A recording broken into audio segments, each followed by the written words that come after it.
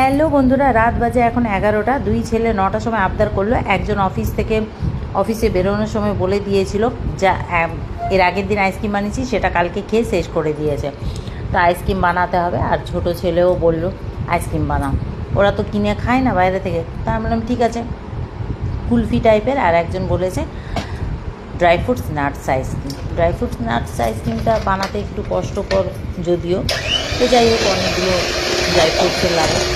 তো যাই হোক এখন রাত্রি 11টা বাজে, 9টার সময় থেকে আরম্ভ করেছি দুই রকমের। একটা হচ্ছে ম্যাঙ্গো কুলফি আইসক্রিম, আর একটা ম্যাঙ্গো কুলফি বানাচ্ছি, আর একটা ড্রাই ফ্রুটস নাটস।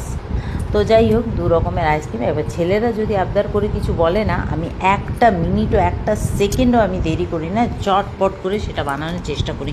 কারণ ছেলেরা কিছু বললে মনটা না তখন কেঁদে ওঠে, যে বললো বানিয়ে দেবো না। ছেলে বলে না, মায়েদের কাছে সন্তানরা যদি কিছু চায়, তো মায়েরা সেটা যতই কষ্ট হোক না কেন সেটা চেষ্টা করে। তো যাই হোক আইসক্রিমটা বানাচ্ছি, এখনও খাওয়া হয়নি।